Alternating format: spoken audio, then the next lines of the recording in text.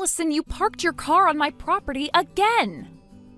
My, aren't we observant? By the way, do you think you could maybe pull your car a bit further in next time? It makes it hard to get mine out onto the road with yours parked there. Excuse me? Allison, you realize that's my property, right? You parked there without even asking yet again. How many times do we need to go through this? Oh, please. Emily, it's just parked temporarily. You're acting like I built a house on your lawn or something. That spot's totally empty and unused anyway. It's not unused, Allison. We bought that land specifically so we could expand our farming. Do you have any idea how annoying it is when your car's parked exactly where we're trying to work? Farming, more farming. Seriously? Emily, every direction I look, it's just dirt and tractors. Honestly, it's depressing. Why don't you just pave that area already and make a nice, practical parking lot? Are you hearing yourself? Allison, it's our private property, not some public parking space for your convenience. Oh, come on. You should thank me. I'm giving you an incredibly helpful suggestion right now. A parking lot would make life easier for everyone around here. Think about it. No more mud, no more weeds. It's an absolute upgrade. An upgrade? Allison, this isn't about convenience or upgrades. It's about basic respect. Not to mention property rights. You can't just casually park wherever you feel like because you think the space is empty. Emily, relax. We're neighbors after all. Shouldn't we help each other out sometimes? You're not even using that spot right this minute. A little generosity never hurt anyone. Generosity? You park on my land without asking, suggest I bulldoze my farm, and somehow you're the generous one? Allison, honestly, sometimes I wonder what planet you're living on. Wow, okay, rude. No need to overreact. I'll move it eventually, no big deal. This is why people around here never make progress. You're all allergic to change. No, Allison, we're allergic to neighbors who think the world revolves around them. Honestly, it's exhausting having to explain basic manners to you over and over. Just move your car immediately and stop parking on my property. It's really not complicated. I keep telling you I'll move it eventually. You seriously need to chill out.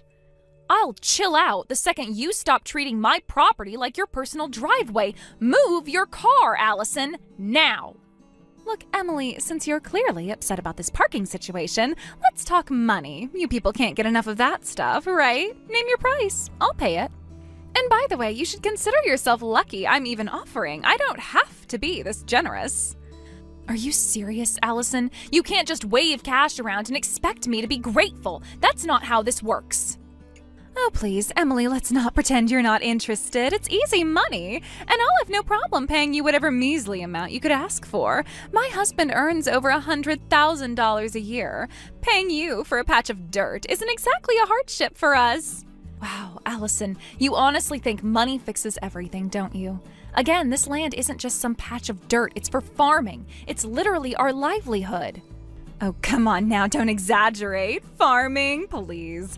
Anyway, I'm not asking for the whole thing, just enough space for my car. Oh, and room for my kids' bikes, too. Maybe a small storage shed, if we can manage that. You've got to be kidding. So not only do you want to park illegally, but now you're planning to put a shed on my property, too? Do you even hear yourself right now?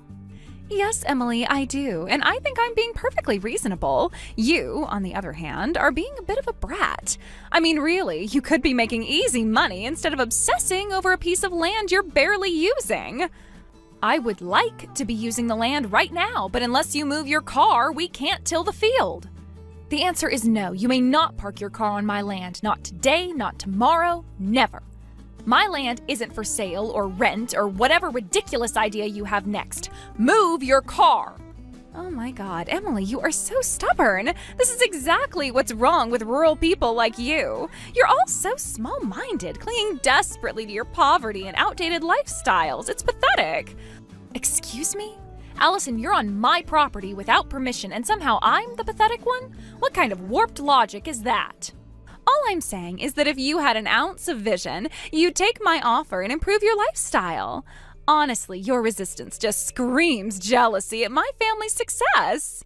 Jealousy? Oh, that's hilarious, Allison. If success means becoming someone who thinks they can bully their neighbors with money, count me out. Now, I've tried to be polite, but you're seriously pushing it. Move your car off my land immediately. Or what, Emily? You'll keep yelling at me? Because threats from a stubborn country girl aren't exactly intimidating. No threats, Allison, just a promise. If you don't remove your car immediately and stop trespassing on my property, you'll leave me no choice but to take appropriate legal action. And trust me, no amount of money from your supposedly high-income husband will protect you from that.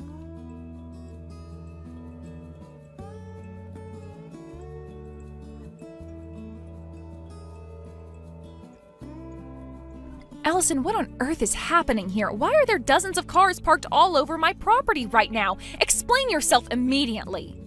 Oh, relax, Emily. Didn't I mention this already? I invited some of my friends from the city out here for a vacation. They'll be parked there for just a few short days, 3 days tops. 3 days? Are you serious, Allison? There are at least 30 cars parked on my property. Do you have any idea how completely insane that is? There you go, overreacting again. We're spending the weekend at that lovely mountain resort nearby. My driveway couldn't handle this many vehicles. Your empty land was just the obvious choice. You really should feel honored. Stop patronizing me, Allison. We have already been through this. You can't just invite half your social circle and dump their cars on my farm. If it weren't for our history together, I might have been willing to let you use that lot for a few days. But I have made it repeatedly clear that you do not have my permission to park there. Oh, please, permission, consent. It's all semantics. The cars are there now anyway. Besides, I did say I'd pay you generously. Surely a bit of cash in your pocket makes this worthwhile. This isn't about your money, Allison. What is it going to take to get that through your thick skull? Do you have any idea how psychotic this is? You're invading my property like a medieval warlord. Emily, let's keep things civilized. You seem really worked up. I'll compensate you properly after the weekend. In the meantime, can you just stop fussing and bear with it for a few days? It's really not that big a deal. You are not the one who gets to decide what is or is not a big deal when it's my property that we're talking about. Move every single one of those cars right this minute, or else. I am not kidding. Emily, dear, that's impossible. We're already on the bus. We can't turn back now. You'll just have to wait. In 3 days, your precious land will be empty again, okay? Problem solved. You think I'm going to sit around and let you disrespect my home and livelihood for 3 days? You have crossed a line. Oh, stop being dramatic. It's temporary. Think of it as helping people experience the rural charm you love so much. Seriously, just relax. We'll talk compensation later. I promise I'll make it worth the trouble. You know what? Fine. If this is how you insist on handling things, then I'm done being polite.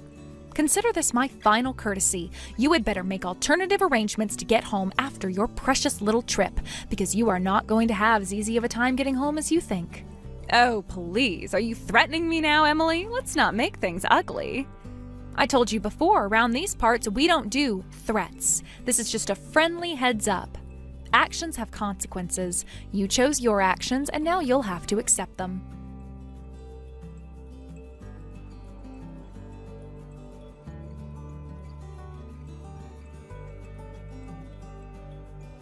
Emily, what the hell is going on? There's a trench around all the cars. What is this?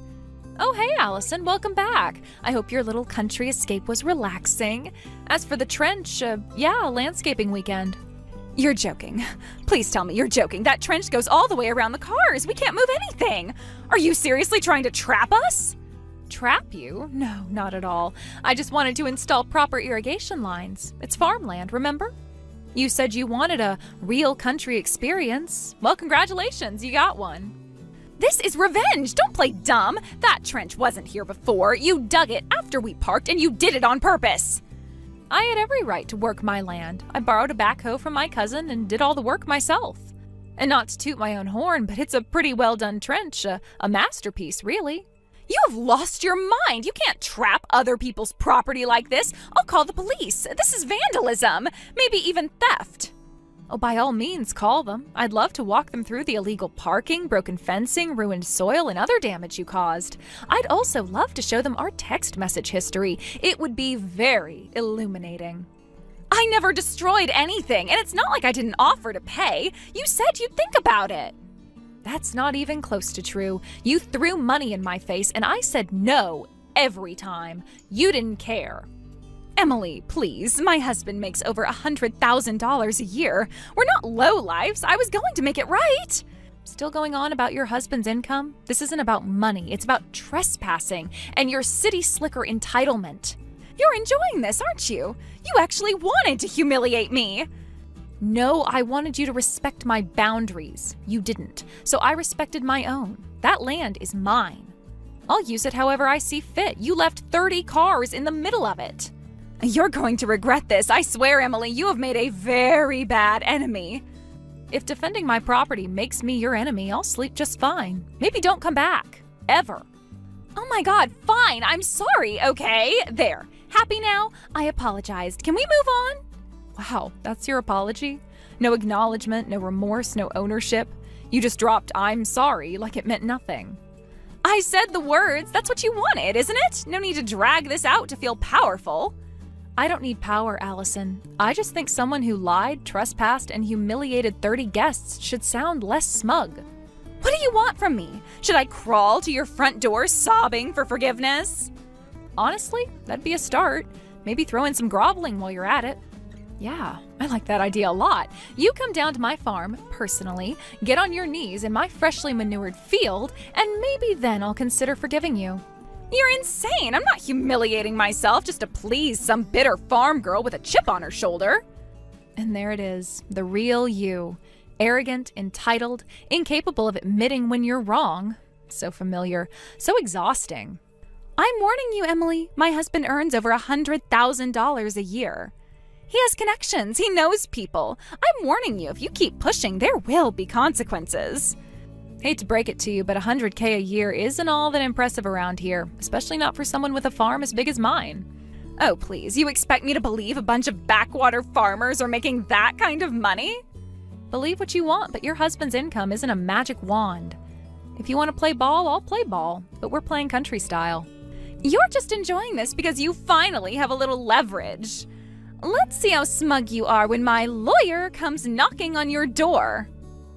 Talk to whoever you want. I've got every text, every photo, every timestamp, screenshots, evidence, and more patience than you. Anyway, I've given you my terms. Come and kneel down in my manure patch and give me a sincere apology. Then I'll help you get your cars out.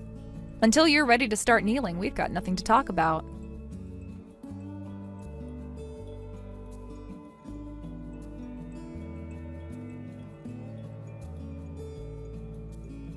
I thought the story would end with the trench, but it seemed that Allison still had one last performance in her.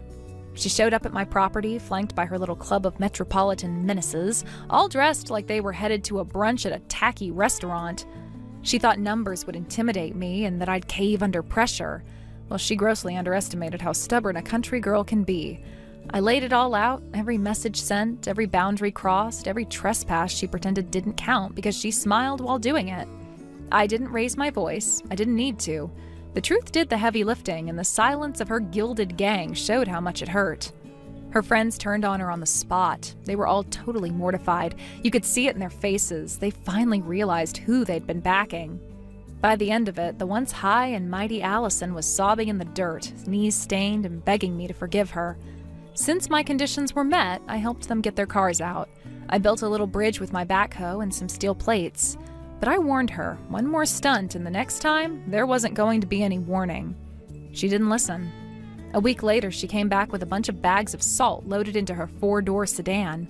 I guess she was planning to sabotage my field with that salt. Not that the 3 bags she brought would have gotten her very far. She was caught right as she ripped open the first bag with a brand new box cutter. One of my cousins filmed the whole thing and sent it to the entire farming co-op. And that was the final straw for the last person who still had her back. Her husband snapped. He filed for divorce, took the kids, and left. Allison's gone now. For good, I hope. And me? I've got my land, my fences, my peace. And most importantly, quiet. You've got to be kidding me, Sherry. You're at Jason's again? It's like clockwork at this point. Every single weekend you go and stay with your older brother. Obviously I am. Who else is going to keep that place from turning into a biohazard if not me? The man thinks disinfectant is a personality trait. Be that as it may, he's still a grown man and a married one. He can manage his own damn life without his little sister playing house. First of all, Emily's not even there. She went back to her parents' place so they could help her out once the baby is born. So, technically, I'm not intruding, I'm filling in. Wait, what? Since when? You didn't say anything about that.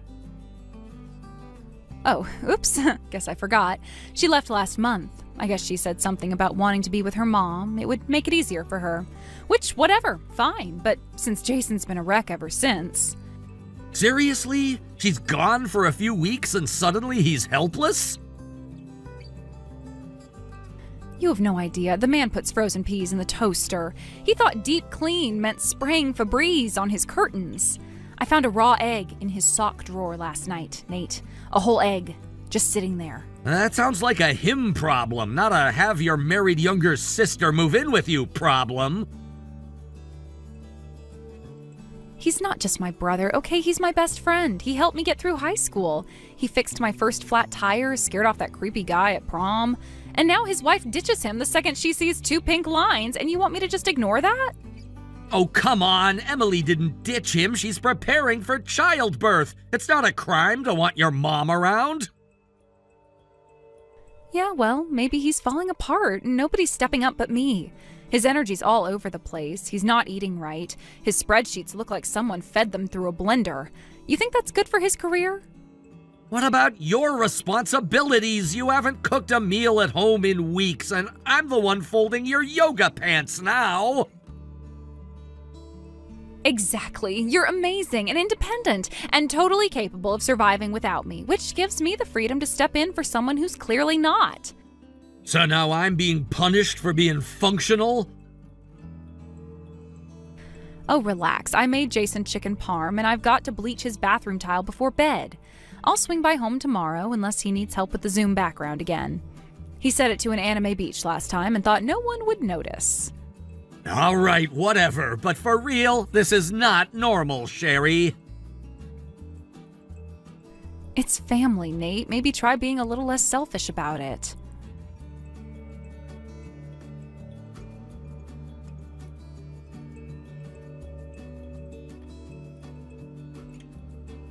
Sherry, please tell me you're not at Jason's again. Why wouldn't I be? I'm packing his suitcase for that business trip tomorrow. His idea of preparation is throwing socks at a duffel bag. How many times do I have to say this? He's a grown man with a baby on the way. He needs to learn how to do these things on his own. Which is why I'm here, to teach him. It's called being supportive. No, it's called enabling. He's married. He needs to get it together before Emily gets back, or he'll collapse the first time the baby cries. You are so dramatic. But you know what? I just had the best idea ever. That's never a good sign. Let's have Jason move in with us. What? No, that's not what I meant. But think about it. No more me leaving every weekend. No more worrying about whether he's eating actual food. You get to have me home and I get to keep helping him. It's perfect. Sherry, this is our house. Ours. You don't just move your brother in like it's a college dorm. I already texted him to feel it out. He said, and I quote, "Oh, okay," which I think is promising. You're insane. This is completely insane. Relax. If you stopped being so territorial, you'd see how practical this is. It's just family. You do realize you're married, right?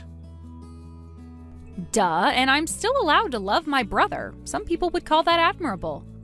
Hold on, I need to find a pillow. I'm gonna scream my lungs out and I don't want to scare the neighbors. Then do it before he gets here. I'm already picking out which towels to give him.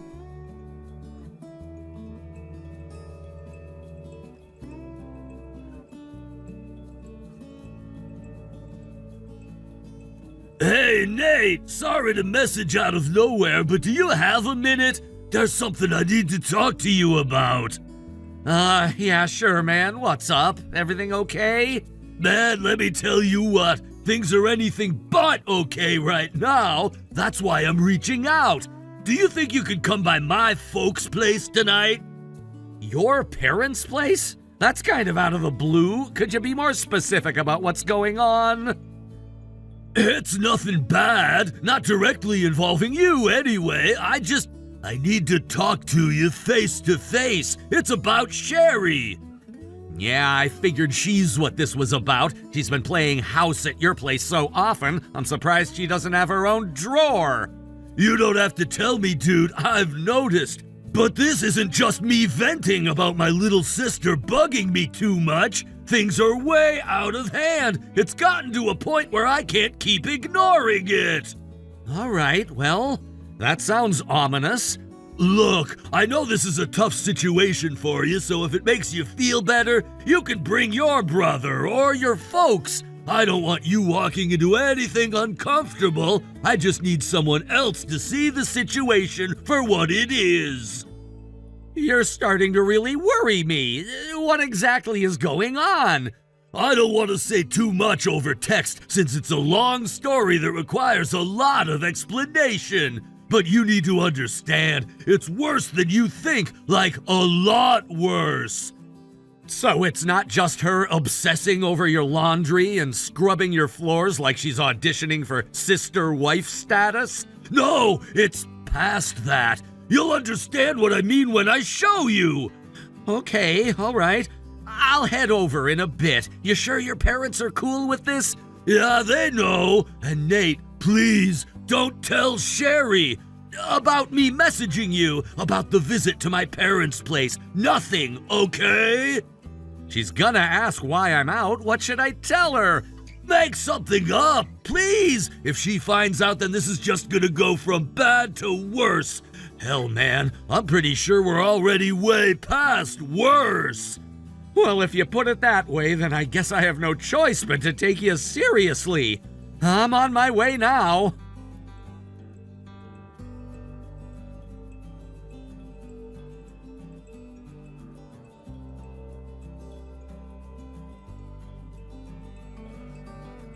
So, I assume this silence means you're cool with everything? Cool with what exactly?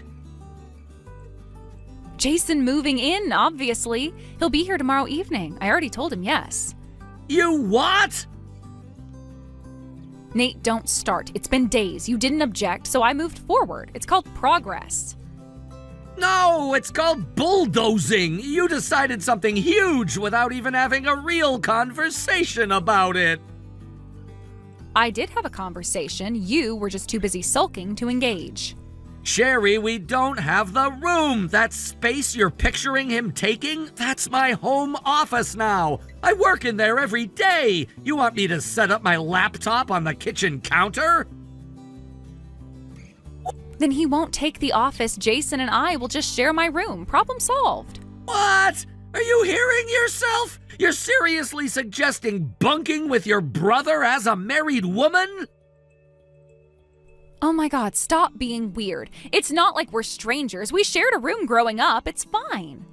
No, Sherry, none of this is fine. You're acting like this house is your childhood dollhouse. You can't just rearrange people and things however you like. I hate to remind you, but it is my childhood home. I grew up here. So did Jason. So yeah, I can totally do whatever I want with it. Not anymore. That stopped being true the day your parents handed it over. You remember that day, don't you? They didn't hand it over. You just assumed responsibility for a few bills or something. That's different. No, Sherry, that's not what happened. They transferred the deed, the title, the mortgage, the tax responsibilities, everything. My name is on every single legal document attached to this house. You're lying. My parents would never do that without telling me. They did tell you. You were sitting right there at the kitchen table when we talked about it. Your dad said, and I quote, "Since Sherry isn't working, it'll make everything simpler if you take over everything." Then after he said that, you nodded and said, "Sure, fine, whatever, I don't care." No, I would have remembered that. That wasn't about ownership. It was just a formality. That's the thing about formalities, Sherry. They're formal. You signed the paperwork, our lawyer was present, it's all official. You don't know what you're talking about. Just because your name is on some paper doesn't mean it's not still mine. Legally, it means exactly that. This is my house now. You don't get to invite your brother to move in without even asking the owner. Jason already ended his lease. It was up for renewal anyway. His landlord was raising rent, and honestly, this is a much better setup for him. No way, Sherry. You convinced him to cancel his lease without even checking if I was okay with it? I didn't convince him. I just gave him an option, which he accepted, and now he has nowhere else to go. That sounds like a you problem. Don't be so cold. He's my brother, my only sibling. He's family. What kind of person turns away family? One who's been blindsided, manipulated, and steamrolled. Oh, please, stop acting like I plotted some coup. He's showing up tomorrow with a suitcase and his laptop. It's not that deep. It is that deep. You're trying to erase our boundaries and play house with your brother. And the worst part is you genuinely think it's normal. Maybe it is normal, and you're the one being territorial and selfish. Selfish? For expecting my wife not to unilaterally move her brother into my house and share a bedroom with him? You keep calling it your house like I'm some squatter. Newsflash, Nate, it's still the place I was raised in. My childhood photos are still in the hallway, so yeah, Jason has every right to come back. And whether you like it or not, he's coming. That's not your call to make. It is when he has nowhere else to go. So unless you want him sleeping in his car, I suggest you get over yourself and make space. Because this is happening. Period.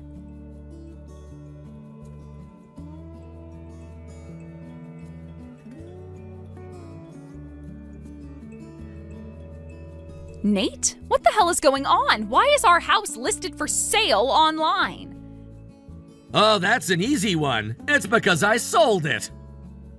Excuse me? I sold the house and moved out. You what? You can't just sell the house. Jason's supposed to move in today.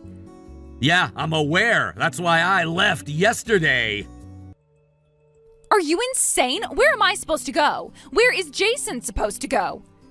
Jason's not coming. Shut up. Yes, he is. He's bringing his stuff this afternoon. I cleared out a bunch of closet space for him. He's not coming, Sherry. He's on a train with Emily heading out of state. What are you talking about? He and Emily were supposed to be getting divorced. I know they were. Jason was filling out a bunch of paperwork. Yeah, that was just a cover story which you apparently bought, hook, line, and sinker. What actually happened was that Jason is legally changing his last name. He's taken his wife Emily's name. That doesn't make any sense. It would if you weren't so deep in your fantasy. They're still married, stronger than ever, and they're done with you.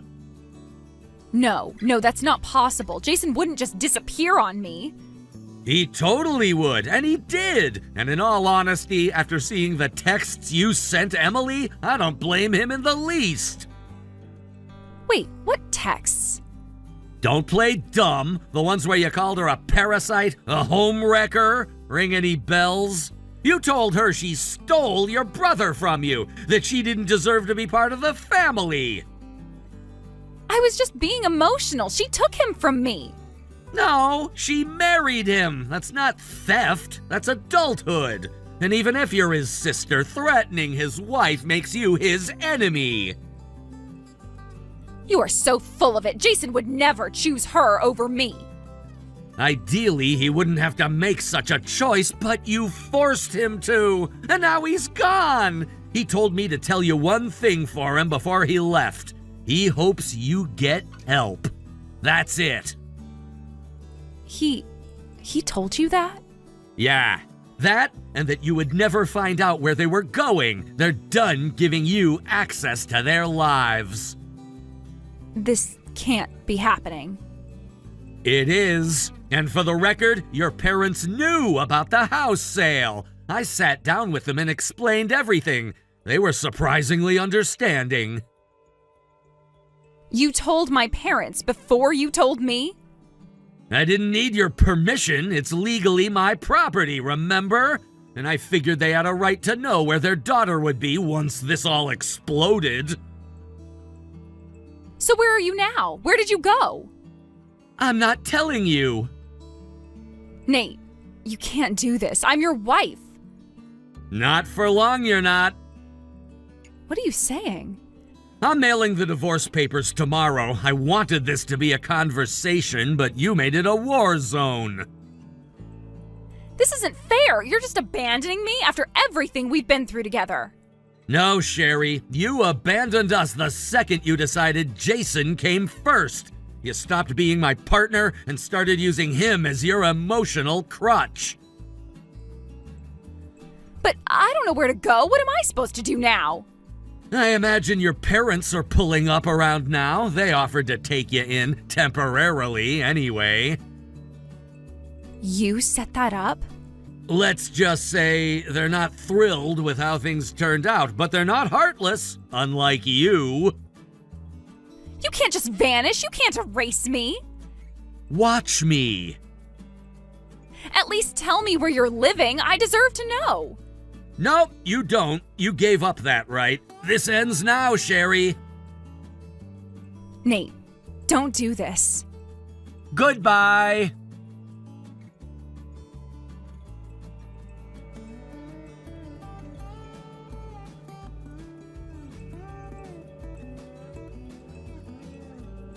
"10 minutes after our last message, her parents pulled up and took her away. She didn't even have a bag packed. She just stood there in the driveway, stunned, like the world had cracked in half and no one told her it was coming. I filed for divorce the next morning. No alimony, no drawn-out court fight. It wasn't adultery, it was obsession, and I had the receipts to prove it. Jason never spoke to her again. That was the part that hit her hardest. Her beloved brother, the center of her warped little universe, gone without so much as a goodbye. Her parents didn't coddle her. They sent her to some live-in work program 2 states over, something strict, physical, and humbling. A few days later, I got a wall of text, a weird, rambling poem about forgiveness and fate and how stars realign after the fall. I didn't reply. I changed my number instead. Sydney! Hey, listen to me. You're not gonna believe this. Good evening, Melissa.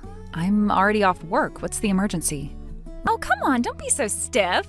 Talking about work after hours. How boring can you get? Seriously, loosen up a little. Right. So what is it this time? Guess what? I had another cute little after-work date with the CEO today. Uh-huh. You and the CEO again? Yep, he even called a taxi just for me. Can you believe it? Made sure it dropped me right in front of my apartment door. Interesting. Though, wasn't today the day he had that important dinner meeting with a client company's president? Pretty sure I heard him mention he was getting a car because of that. Oh, Sydney, you're so naive. That was obviously just a cover. A clever little excuse from him to hide his true feelings. It's his way of pretending it's all business when, in reality, he wanted to make sure his future wife, that's me, by the way, gets home safe and sound. Classic CEO playbook. If you say so. You just don't get it, do you? He doesn't even have to try so hard. My heart already belongs to him 100%. But it's cute that he's still putting in the effort, right? Sure. Whatever helps you sleep at night. And you know what really ticks me off? That gloomy loser from General Affairs. Gloomy? Wait, do you mean Riley? Obviously, who else? Seriously, does he not know the company allows casual attire, not tragic fashion disasters? All he ever wears is Gap from head to toe. It's like he's trying to make a statement about being invisible. Is Gap not acceptable now? I shop there all the time. That's different. You're a girl. For guys, especially working adults, they should at least sport one luxury brand item minimum. It's basic social currency. A man's value is directly tied to his brand power, don't you know? You seem oddly passionate about that. Because he's so delusional. Can you believe he actually thinks he has a shot with me? Ugh, as if. Like I'd ever stoop so low. Guys like him should stick to their dark little corners and stay there. I'm pretty sure he's never explicitly said he liked you, but okay. Doesn't matter, I can tell. I mean, look at him, always sneaking glances at me when he thinks I'm not looking. It's pathetic, honestly. Not that I blame him. I mean, who wouldn't fall for me? But still, know your place, right? If you say so.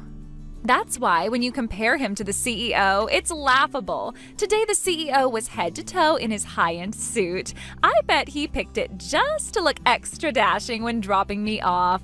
Such a gentleman, right? Wasn't that outfit specifically for the dinner meeting? Melissa, you can't be serious. Obviously, the meeting was just an excuse. You need to learn to read between the lines, girl. You're always so cold and logical. Maybe you're just jealous the CEO's into me and not you. Jealous? Of your fantasy? Sorry, but I actually have a boyfriend, remember? I'm not exactly looking elsewhere. Oh, sure. Keep telling yourself that. Denial is such an unattractive color on you. Right. Well, on that note, I really should be going. I have people to meet. What? Already? But I haven't even told you the best part yet. Come on, stay a little longer. I promise it'll be worth it. No offense, but I have enough real-world problems to deal with tonight. I don't have the bandwidth for your CEO fairy tales. Jeez, you're such a buzzkill. Well, whatever. I guess I'll just message the CEO now and thank him properly. He's probably still at that dinner meeting. Exactly why I need to strike while the iron's hot. As the future CEO's wife, it is my duty to always be on top of things. Never hurts to remind him how thoughtful I am. You do you, but seriously, I'm logging off now. Enjoy your little fantasy world. Oh, Missy, you're just playing hard to get. Fine, I won't keep you. But you better be ready for all the juicy updates tomorrow at the office, okay? Sure, I'll prepare my best fake smile. That's the spirit. Later, girl.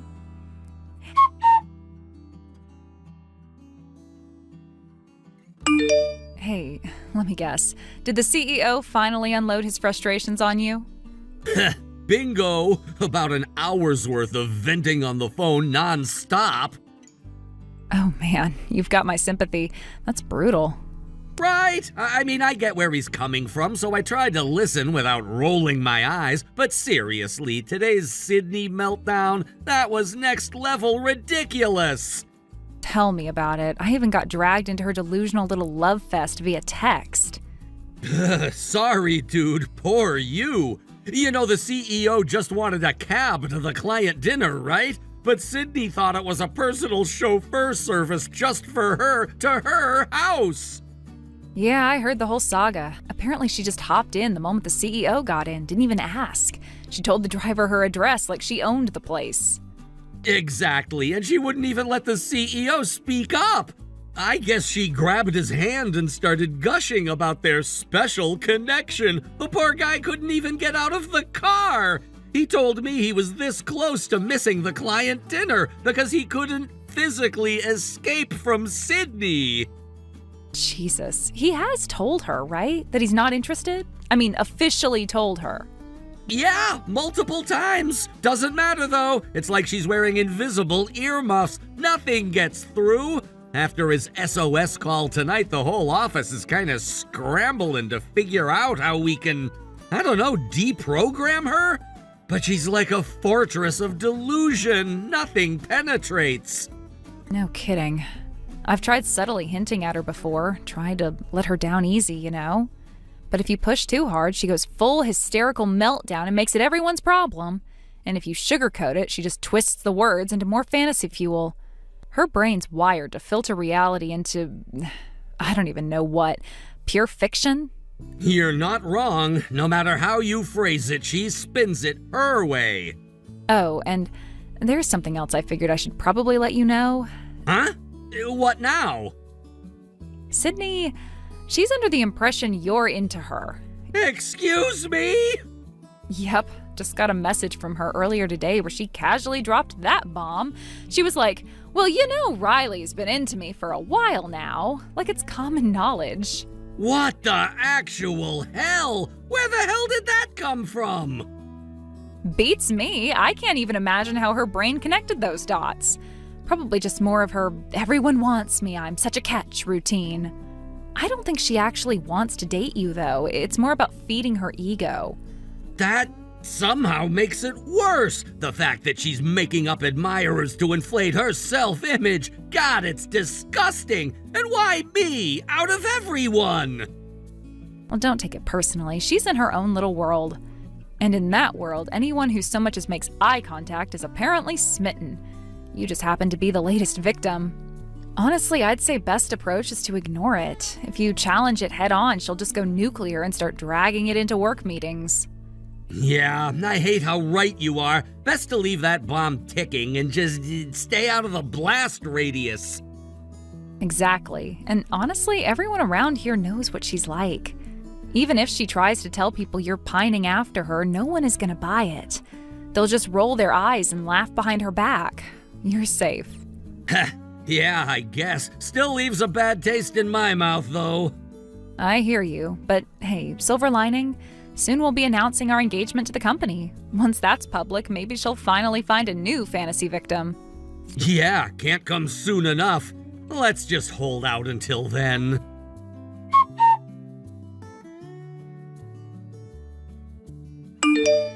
Hey, Melissa, guess what? I came up with this super fun game just now.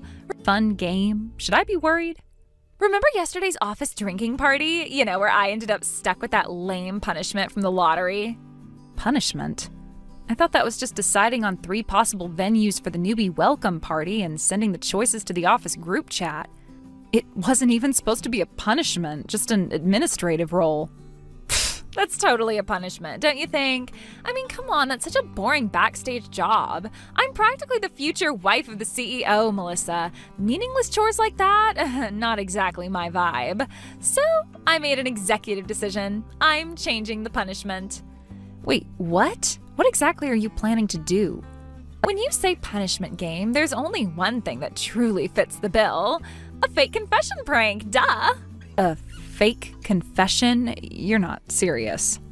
Totally serious. You know the drill, right? Confess to someone, get them all flustered and happy, and just when they're floating on cloud 9, bam! Surprise! It was a punishment game all along. Classic, right? Come on, it'll be hilarious. No, it won't. That's not funny, Sydney. That's just cruel. Oh, lighten up. Think about it. They get confessed to by me. It's basically giving them the best day of their life, even if it's just for a minute. I'm basically doing them a favor. They should be thanking me. Sydney, who are you even planning to pull this on? Obviously, Riley. What? Come on, it's obvious. Have you seen how chummy Riley's been with the CEO lately? Don't you think it's like some sad attempt to get my attention? I mean, I'm the one who's going to marry the CEO after all. You think Riley's trying to get your attention? Really? Totally. It's like this desperate, awkward, look at me too thing, you know? Kind of adorable in a pathetic way. I think you might be overthinking this or misreading. Massively. Melissa, please. You wouldn't understand the burden of being as popular as I am. It's exhausting having to fend off all these low-key love attacks, but I've decided it's time. It's time to do Riley a favor and give him a clean, decisive goodbye ritual. You know, so he can finally move on and stop clinging. Sydney, seriously, stop. You can't do this. It's not just childish. It's humiliating for Riley. Don't you have an ounce of empathy? You're taking this way too seriously, girl. It's just a joke. Better to end it now before he starts getting all clingy and complicates things for me at work. You're really going to go through with this, aren't you? Of course. It's a punishment game, Melissa, and I always follow through. I'm a woman of my word, after all. It's like a matter of pride. Fine, but at least wait 20 minutes. Huh? Why? Riley's still working. If you pull this prank while he's swamped, it's going to cause even more chaos. Oh, right. He's still on the floor, isn't he? Okay, I'll be generous. I'll wait 20 minutes. Then I'll slide into his messages and deliver the most dramatic, heart-pounding confession of his life. This is going to be so good. You better be ready to see history in the making, Melissa. I'm not sure I want to see that train wreck, Sydney, but I guess I can't stop you, can I? Nope. Sit back and enjoy the show, sweetie.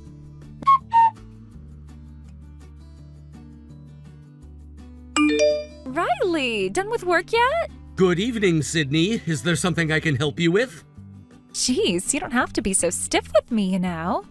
Is there a reason I shouldn't be? You're still technically my senior at the company, and I'm responding as I always do. Oh, come on. Actually, I messaged you tonight because I thought it was finally time to respond to your feelings. I'm sorry, what exactly are you talking about? Shh, don't say anything yet. Let me say it, okay? Let me be the one to put it into words. I like you, Riley. What?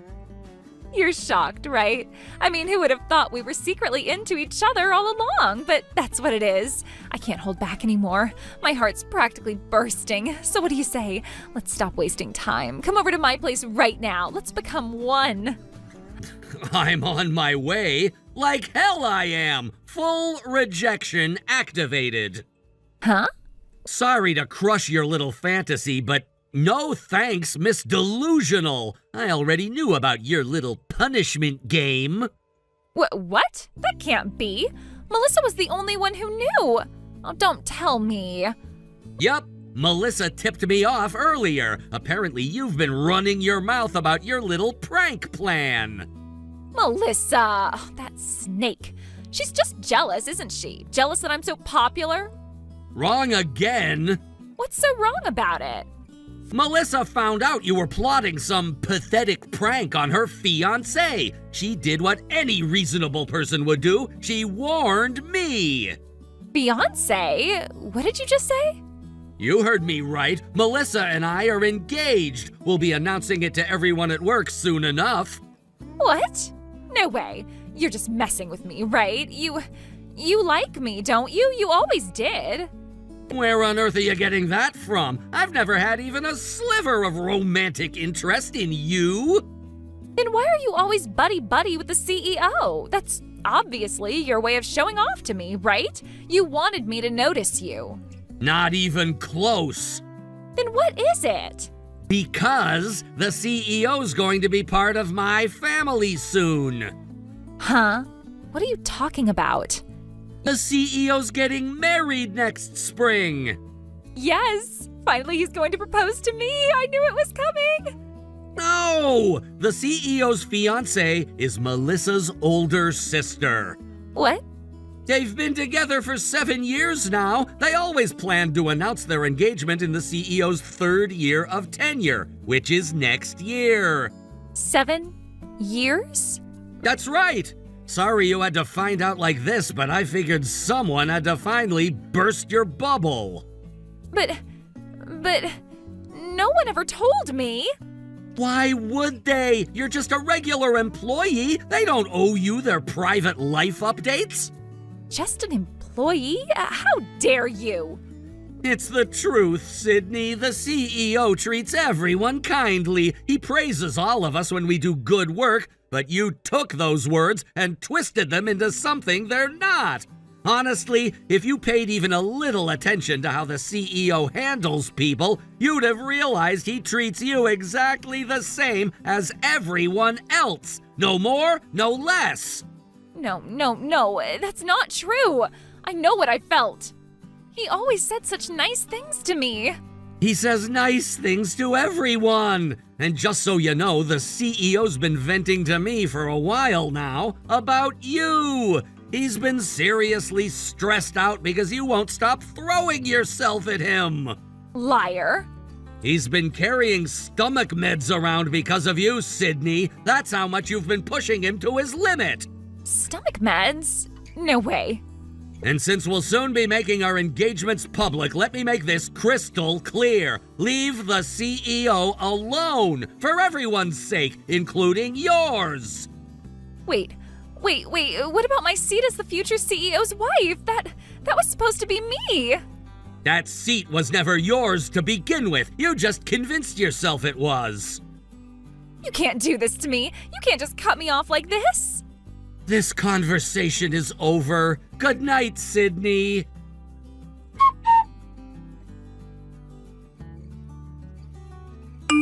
The very next day after that whole incident unfolded, the office atmosphere took an even more dramatic turn.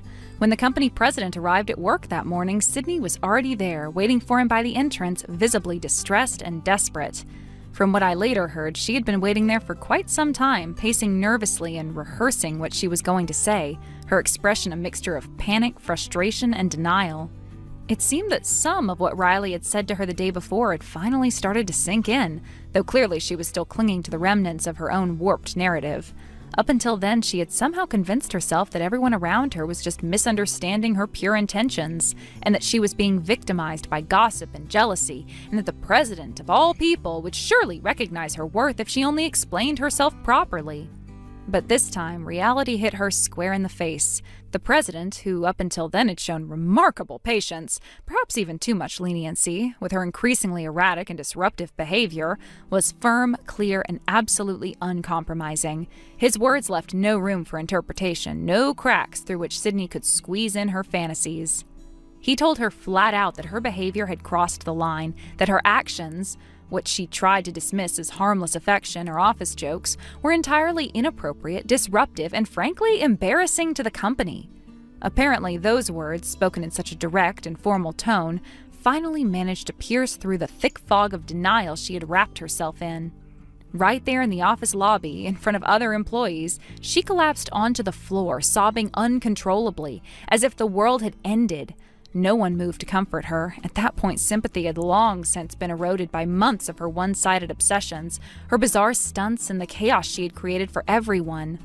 And it wasn't just the confession prank. Her misunderstanding of social boundaries had been escalating steadily. From unsolicited gifts, personal messages, and unwanted physical proximity to more disruptive behaviors that interfered with workplace dynamics. Sydney had become a ticking time bomb of HR violations. The president, taking into account not just the immediate scandal, but also the long-term impact on the company's morale and operations, issued her a final non-negotiable ultimatum. One more misstep and she would be dismissed. No warnings, no discussions. She was already on thin ice and she had no more chances left.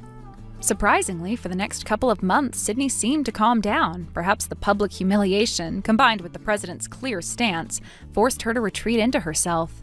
People started to relax a bit, hoping that maybe this time she had finally learned her lesson and would quietly mend her ways. But, of course, it wasn't meant to last. About 2 months later, she latched onto a new obsession, an 18-year-old fresh out of high school recruit who had just joined the company as a trainee. And once again, her delusions resurfaced with a vengeance. Ignoring the obvious age gap, the boy's discomfort, and the whispers from colleagues, she began showering him with attention, trying to monopolize his time, even going as far as waiting for him outside his apartment complex. Things escalated quickly, and it didn't take long before the young employee, clearly terrified and overwhelmed, reported her to the police. There was no more room for the company to cover for her or to protect her from herself. This time the law got involved. The incident turned into an official harassment case, and Sydney was immediately terminated. Her employee badge revoked, her desk cleared out under supervision. After that, she vanished from the professional circles entirely. What I heard later, through the inevitable gossip vine, was that she was taken back to her hometown, a small rural area far from the city lights she had once aspired to bask in. There, in a move that felt both desperate and calculated, she became the second wife of a man in his 50s, an arrangement her family had likely brokered in a frantic attempt to offload her, considering her now infamous reputation. It was said that this man had been divorced twice before and had no children, but needed someone to care for his aging parents and manage his household. And so that man became the only person she had left. Hey, Harry, just checking in. Will you be able to make it to the wedding tomorrow without any issues? Hey, Jack. Yeah, everything looks good on my end. Thanks to you picking a fully accessible venue, I won't have to worry about a thing. Having a wheelchair-friendly space makes a huge difference. It means I can actually enjoy the day without stressing over logistics. That's exactly what I wanted to hear. I talked to the planner about accessibility the moment we started looking at venues. Honestly, I couldn't imagine celebrating without you there, and I didn't want anything to get in the way. I really appreciate that, man.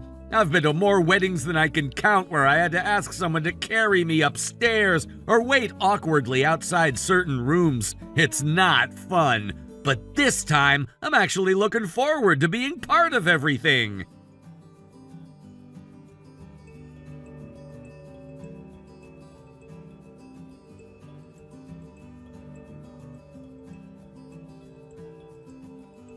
Jack, you're probably in the middle of getting ready for the ceremony by now, right? Harry, I'm just about to arrive at the venue. Don't come. I mean it. Turn around. Don't show up in your wheelchair. Wait, what? What do you mean, don't come? And especially don't come in a wheelchair? Jack, what's going on? I'm sorry. That came out wrong. I didn't mean it like that. No, you wouldn't say something like that without a reason. I know you. So tell me, what happened? The wedding's off. It's canceled. What? What are you talking about? You were fine yesterday. Nervous, sure, but excited. Nothing seems wrong. I know, but everything blew up this morning, and I mean everything. Is it Sarah? Did she call it off? Yeah, she lost it completely, and now she's out looking for you. That's why I told you to stay away. She stormed out of the venue shouting that she was gonna find the guy in the wheelchair and make sure he never shows his face again. It's a mess, a full-blown public disaster. Okay, what the hell is going on, Jack? Why the hell would she be coming after me? I didn't do anything. This doesn't make any sense. I know you didn't. That's why I need you to trust me and stay out of sight for now, please. If you're in your car, just keep driving, or better yet, find a place to park and lay low. I'm in my car, yeah. I haven't gotten out yet. I'm about 2 blocks from the venue. You want me to turn around? Yeah. Actually, if you could go a few kilometers away, that'd be ideal. She's furious and irrational right now. She's using guy in the wheelchair as her compass, and I don't know what she's thinking she'll do when she finds you, but I don't want to risk it. Jack, come on. You're telling me Sarah is targeting me? Like I'm the reason the wedding fell apart? It's complicated and unfair, but in the middle of the fight, when everything exploded, your name came up. Not because you did anything wrong, but because of who you are to me. What do you mean? She said I care more about you than her, that every time something goes wrong, I run to Harry. That when we were planning the wedding, I spent more time making sure you could be comfortable than worrying about her family's seating. She said inviting you at all was a disgrace, and that she was embarrassed we'd have a disabled person at the front of the ceremony. Are you serious? I didn't even know how to respond. I couldn't believe she said it. I still can't. And when I told her that if you couldn't be there, I wouldn't go through with it either, she screamed, threw her bouquet at the wall, and said I was in love with my crippled best friend. Jesus! She walked out after that, ran out, really, and the last thing I saw, she was storming off toward the parking lot shouting your name, asking guests if anyone had seen a man in a wheelchair. It was surreal, like a scene from a nightmare. I don't even know what to say, man. Look, I'm sorry this is happening, but I don't need protecting. I can handle myself. No, you've done enough. I'm the one who should be apologizing. I brought you into this, made you a target, and now my entire relationship is falling apart and it's somehow dragging you into the wreckage. You didn't drag me into anything, Jack. I've been asking myself the same thing for the last hour. If she couldn't accept the people who matter most to me, how the hell was this marriage ever going to last? It wasn't! You deserve better. Someone who doesn't treat disability like a social stain. I don't care if it's a wedding or a dinner party. If someone can't treat people with basic human decency, they don't belong in your life. You're right. You always see it clearly even when I can't. So what now? You said you wanted to talk in person. Do you still? Yeah, but only once things calm down a bit. I need to deal with some family stuff first. Everyone's confused, upset. Some people are already leaving the venue thinking it's all a prank. All right.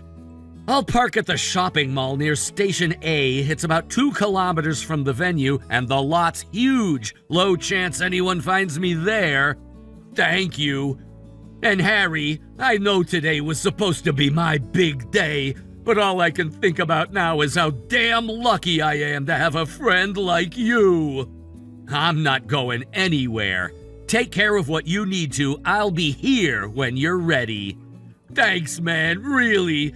I'll be there as soon as I can. I owe you the truth and a proper apology. No need to rush. I've got time. Just take care of yourself first.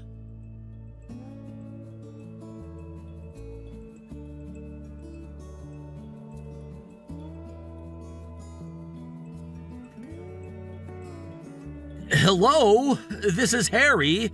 Who's calling? So this really is Harry's number. Perfect. You should recognize my name. Sarah, I'm texting you from Jack's phone. Wait.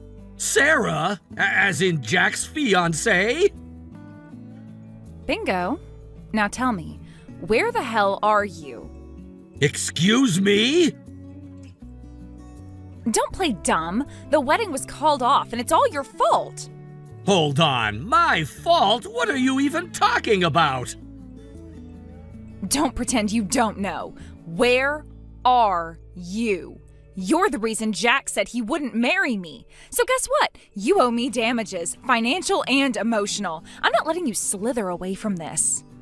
Miss, I think there's been a misunderstanding. I haven't been told anything. So right now, I'm not even sure how I'm supposed to respond to your accusations. I'm honestly just confused. Unbelievable. You really don't get it, do you? I'm afraid I don't. If you could calmly explain what exactly makes me the cause of this wedding being canceled, maybe I could respond properly. Fine. It's simple. It's because you're in a damn wheelchair. What? Oh, don't act surprised. You've been glued to Jack's side like some pathetic barnacle for years. A high-spec man like him, a top university graduate, great job, perfect pedigree, and he's still babysitting you like you're his emotional support project. It's pathetic. Jack and I are friends. Best friends. We've been through a lot together. That's exactly the problem. Pardon? I was trying to free him from you, okay? Today was supposed to be a fresh start. I wanted him to finally let go of you and your clingy little best friend dynamic. That's why I removed you from the guest list. You were never supposed to be part of today. I see, but why not just say that outright? Because everyone treats you like some saint. You saved his life, right? That's the story. So you use that like a badge, like some guilt trip to stay tethered to him forever. You play the victim and he plays the hero. God, it's exhausting. I've never once used what happened between Jack and me to manipulate him. I don't think of myself as a burden, and I certainly don't demand anything from him out of pity. Well, I thought maybe he just didn't have the guts to cut ties with you himself, so I figured I'd help him. Get rid of you cleanly. I had everything set. The seating chart, the speeches, the photos, without a single mention of you. And guess what? He lost it. Maybe because you tried to erase someone who matters to him. Why? Why would he pick you over me? After everything I did, the planning, the dress, the venue, and then he has the nerve to say he won't marry me because I don't respect the people who shaped his life? What does that even mean? That sounds like something Jack should explain to you directly. What? Jack just arrived. I think it's best if you take it up with him. Wait, what? He's with you? Yes, he just parked and is walking over now. You planned this, didn't you? You're brainwashing him against me, turning him against the woman he was supposed to marry.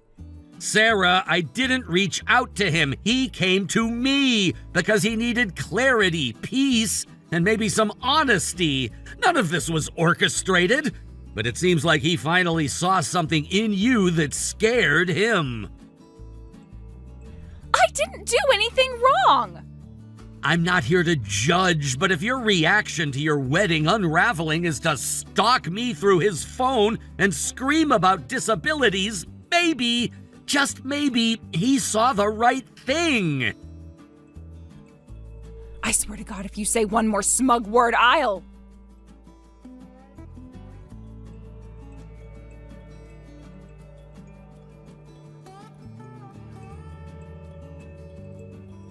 Sarah? Jack? Wait, what? Weren't you supposed to be at the venue? I was. I stood in front of everyone who came to our wedding and explained why it was canceled. I apologized on both our behalves. Then I handed things over to my parents and came straight to Harry. Wait, what the hell? You left our wedding to run to him? Where even are you right now? What exactly are you planning to do with that information? I want to face the person who ruined our wedding. He needs to apologize in person. And after that, I'm getting a lawyer. I'll sue him for emotional damages and lost expenses. This won't end quietly. You really think some lawyer's gonna take on a case that insane?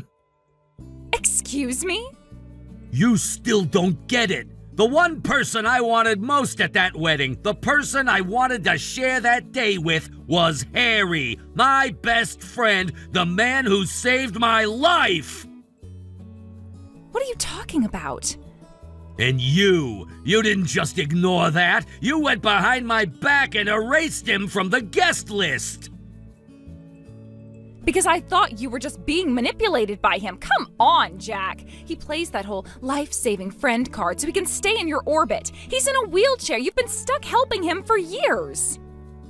I haven't been stuck doing anything. I chose to be there for him. He never asked for it. I offered, gladly.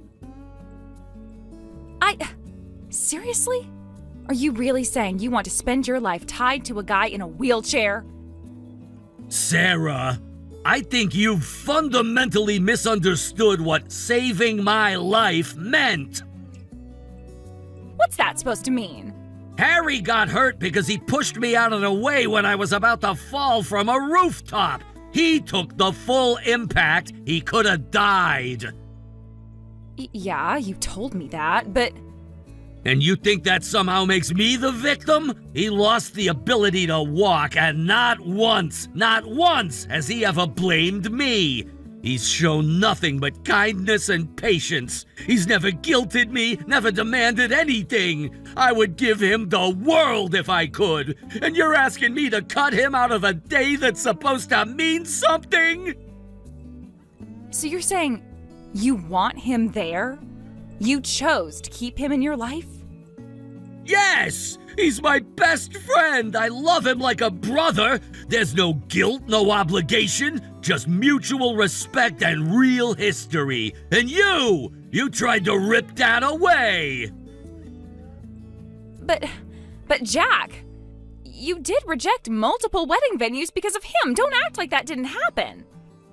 Yeah, I turned down places that weren't wheelchair accessible because I wanted Harry there. Exactly. You said no to every venue I wanted. And why? Because of one person. If he hadn't been invited, none of that would have been a problem. We could have had the wedding I actually dreamed of. You're unbelievable. What? You keep calling yourself the bride as if that makes everything revolve around you. But you're not the only one who dreamed of this day. You think I didn't have hopes too? You think I didn't imagine my best friend sitting there smiling, knowing he helped me get to this point? It's supposed to be my day. Right, and in your dream day, everyone else has to shrink so you can shine, even the people in wheelchairs. Ugh, stop twisting this. Have you forgotten about your own grandmother? What does she have to do with anything? Everything! Jack, don't drag her into this.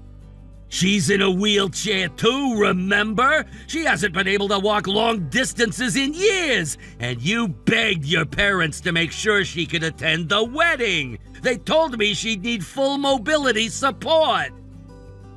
That might have happened. And I said, great, then we'll make sure the venue works for everyone. We all agreed, you, me, your parents. A fully accessible venue for both Harry and your grandmother. You stood right there and nodded your head. And now you act like I dragged you into something? I forgot, okay? You forgot? I didn't mean... I just didn't connect the two things in the moment. Then let me connect it for you. This wedding never should have happened. What? I tore up the marriage certificate before I left the venue. It's done. What? Without even asking me? That's heartless. You really want to talk about heart? I was hurt, okay? I just wanted the day to be perfect. I didn't mean to... Sarah, you deliberately excluded the one person who gave me a second chance at life. You cared more about your floral arrangements than human dignity. And now you want me to believe this was just a misstep? So, what now? Now, you'll be hearing from my lawyer. Wait, what?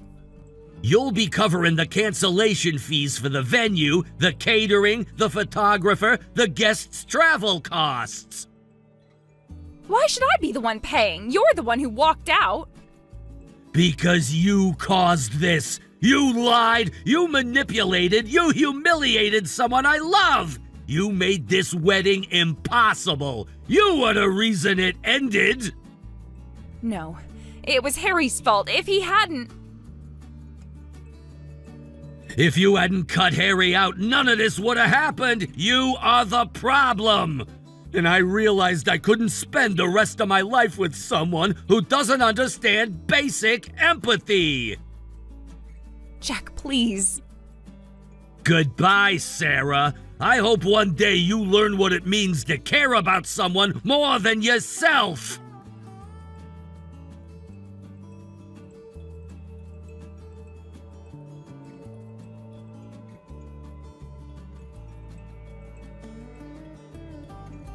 And so, just like that, my best friend's wedding was officially called off. It was a heartbreaking end to what should have been a joyful new chapter in his life. The reason? His fiancée, Sarah, acted with such appalling disrespect during an important family gathering that even Jack's wheelchair-bound grandmother, who had been nothing but kind, was left deeply hurt. Her expression that day, a mixture of disappointment and pain, is something I'll never forget. Jack's parents, who had welcomed Sarah into their home more than once, were furious. It was the final straw for them. When Sarah later came to their doorstep pleading for understanding and help, they coldly turned her away. They told her in no uncertain terms that she was no longer welcome, officially disowning her as a future daughter-in-law. Jack, for his part, took decisive action. He sent Sarah a formal notice demanding compensation totaling $50,000, expenses incurred during their engagement and wedding preparations. Legal action followed. She had no one left to turn to. Friends disappeared, and even her own family distanced themselves from the scandal. With mounting debt and nowhere to live, she ended up taking on multiple jobs, working from morning till night just to survive. At first, I felt a pang of guilt. After all, I was the one who raised the initial concern about her behavior. Maybe, in some way, I helped cause this outcome? But when I talked to Jack about it, he said something that stuck with me. A marriage without emotional connection is a slow death for both people. It's better to endure pain now than a lifetime of resentment. Now, every day, Jack and I continue to push each other forward in life. As friends, as brothers, living fully with no regrets. Thank you for watching and listening. We hope you enjoyed the video. Don't forget to like this video and subscribe. Also, feel free to leave a comment about what you thought of the story. We look forward to seeing you at the next story. Thank you for watching. Please subscribe and hit the like button. See you next time.